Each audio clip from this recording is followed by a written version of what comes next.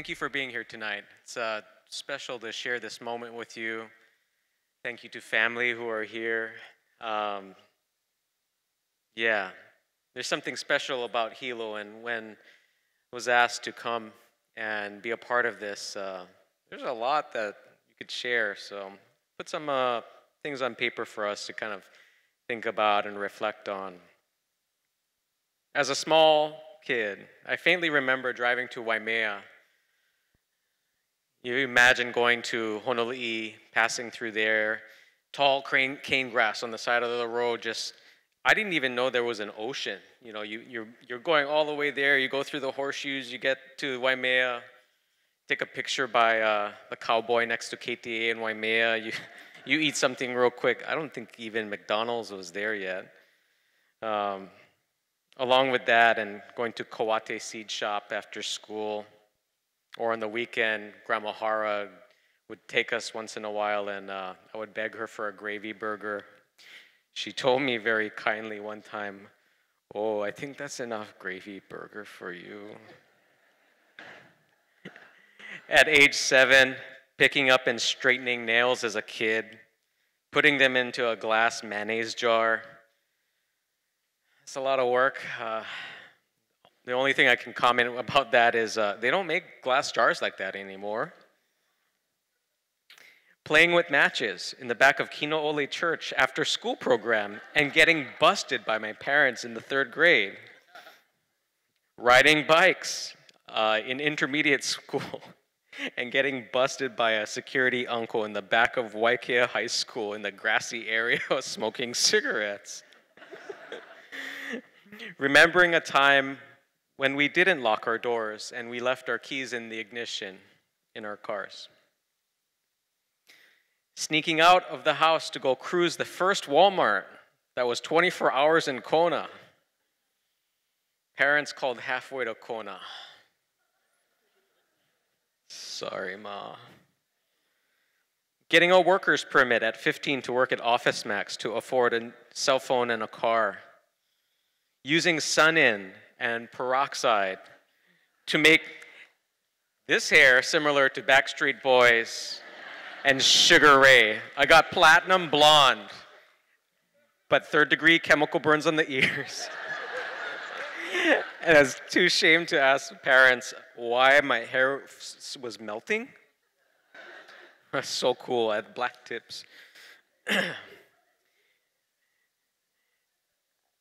As high school went through some hard moments, watching slowly as a sister passed away at 13 and then entering high school, and a dad passing away at 17. It left me with an experience of isolation, unrelatable feelings. You feel like no one else would understand you. That kind of pushed me to leaving Hilo and moving to San Francisco, thinking, I'm never coming back here.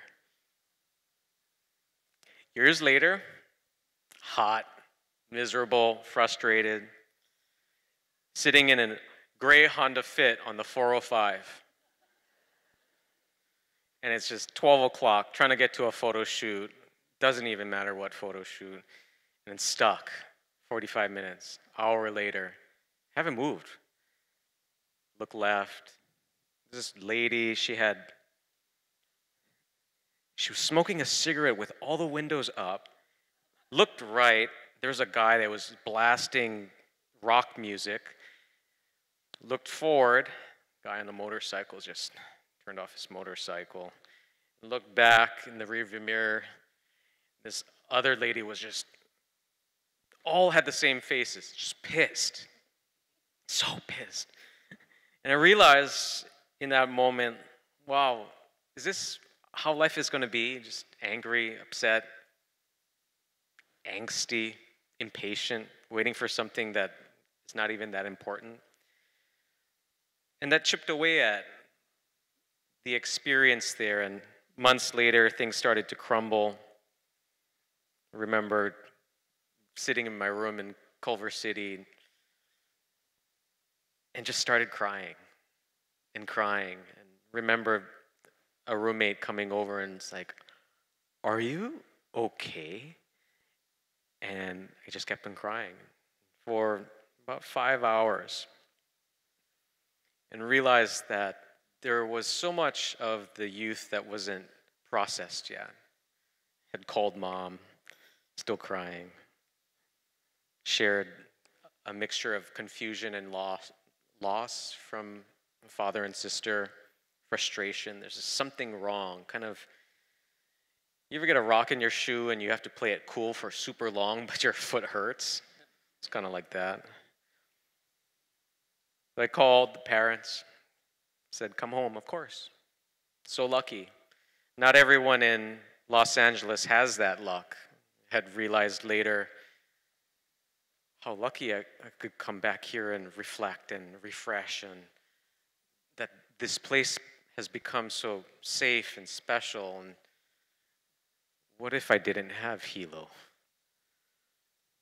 So, walking off the plane, coming back home, getting immediately hit with the warm, familiar wall of humid air. All the ladies are stressed, right? They're like, "Oh, my hair, it's just not the same." The guy is there all like, yeah, puffing. A feeling came in, getting through the doorway, and realized, I guess I am coming home. After a couple months back at home, it was pretty tough. Live with parents, thank you.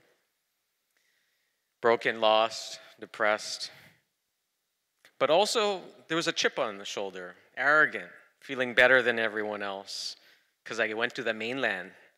And I came back with some like deep mystical knowledge, like, "Oh yeah, you don't know better. Like, this is not how we drive here." There's no great knowledge there, let me tell you. The only thing I came back with was probably 40 pounds of fat and a bigger ego. A couple months passed.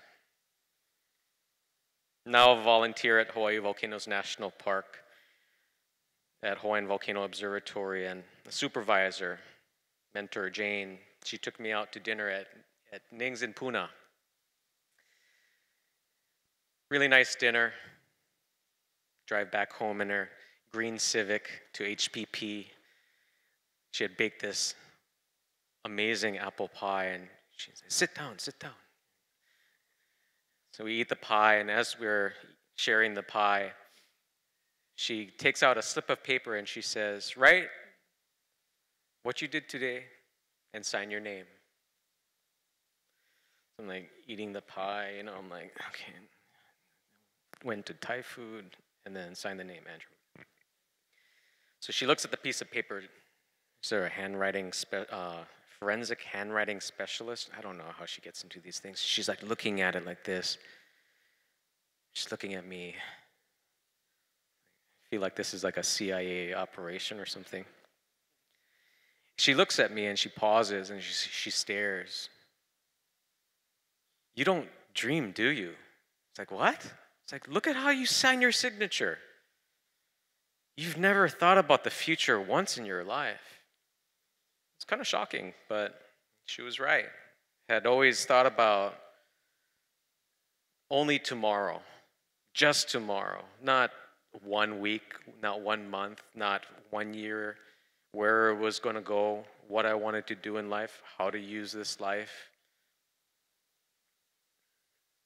It cracked something. It asked a question that I never was able to ask myself.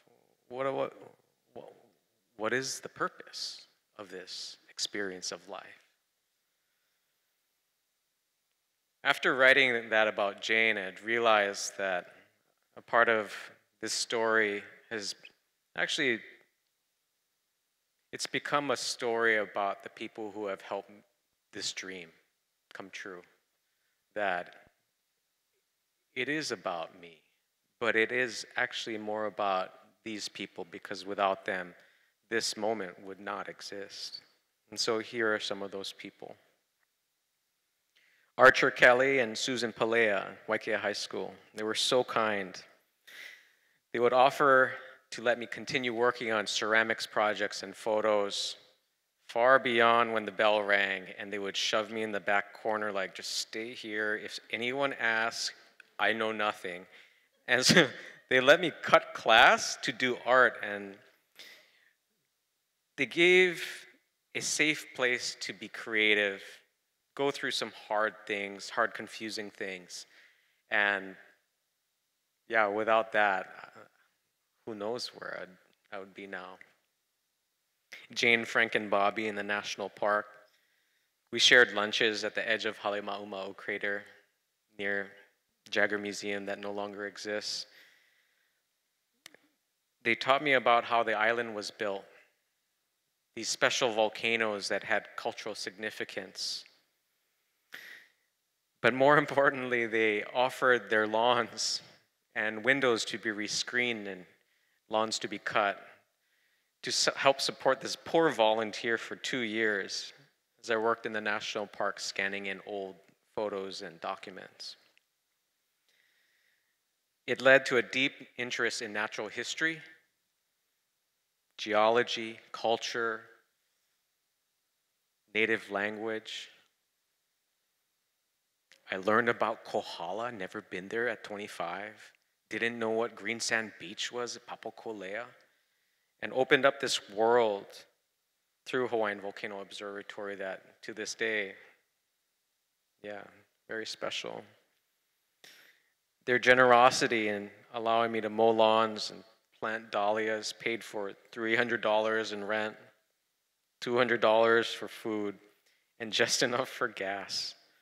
And while super broke, had never been more happy in life. John and Troy, they provided an opportunity to grow new skills and how to do business in Hawaii. I was a hobo volunteer in the Hawaii Volcanoes National Park until then. They offered involvement in matters like forest conservation, learning about old plantation maps and history, discovering hand-dug mile-long tunnels from Chinese under Mauna Loa in Ka'u, developing a coffee company, a farm, and creating a hydroelectric system. All things beyond just photography. They opened up a whole world of business and communities that continue today. We shared a lot of headaches, but a lot of good laughs. We really liked going to these areas in Ka'u because there was no cell phone reception, so the boss couldn't call us. And so we would eat like, do we gotta go back yet? Oh, I don't know yet. Thanks, John. Alan and Wayne, they made time in busy schedules to share lunches. We bonded through personal experiences that were difficult. You know, I think we all know about something in our lives that affects us personally, but it starts bleeding into our business or our work or our relationships, and we got to get down with it, be honest with it, and them being older showed and shared how they were able to use that as fuel for success.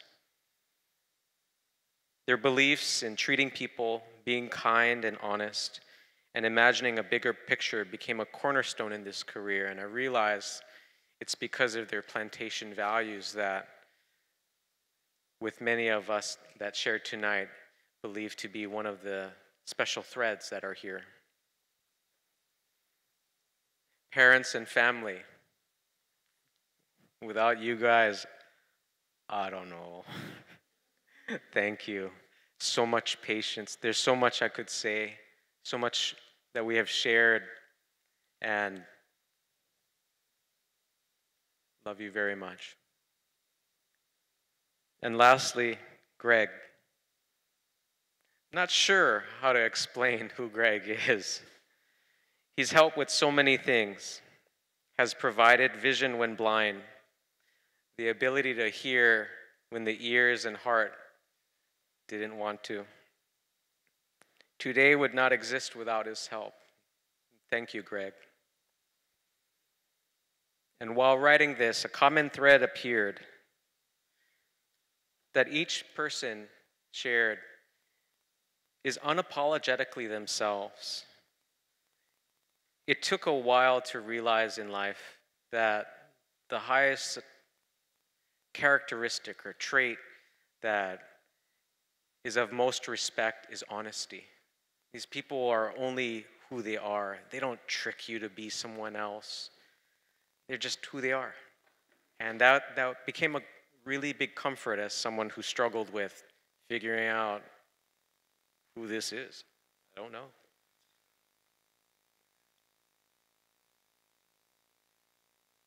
In closing, there's a poem or writing written a while back, and I wasn't sure if it was right to share. It's a little exaggerated. A lot of people thought it was funny, and so they asked, like, hey, can you share this? So here we are sharing it together. Hilo, to twist and turn, as in making string to come together. The first day in the month when the new moon appears, a town and district in Hawaii. Volcanic gas, tsunamis, massive flooding, homelessness, drugs, constant rain, no white sand beaches, expensive private schools, or Costco. Hilo is far from perfect, but it is for many, including me. Love this place because it doesn't matter who you are, what you do, how rich you are, or how perfect your life looks. Hilo doesn't want to be anything else but what it is. Hilo is just Hilo. What matters is treating people well, sharing a special warmth, and understanding a slower, more thoughtful pace towards sharing life. We will drop 3 bags of tangerines unannounced to your house. Give a pair of slippers to a crazy drugged-out auntie downtown. Jump your car in the pouring rain at KTA and then tell you sorry. Drive behind cyclists at night so that they don't get hit from behind while cars are behind you honking at you. Bro, what? Say and wave hello to people who you went to school with, and you're like, hi, I forget your name, but yeah, I know, 2004. And for sure, to make sure that the wild pigs on Moho'uli and Komohana Street intersection are fed bentos at 5 p.m. every single day.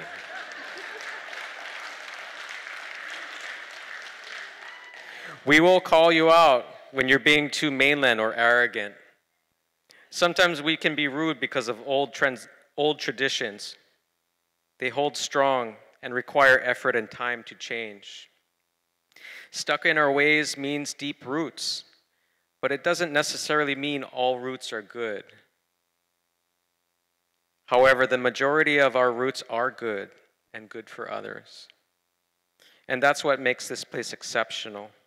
A feeling of belonging to each other, even if we don't know every single face. Is this place, Hilo, tough to live? Yes and no. But does the feeling of community outweigh the hardships? For sure. Love is soft, humble, perfectly balanced with a little ghetto-ness that makes it hilariously quirky and filled with some of the best food on the island, a place called Hilo. Thank you.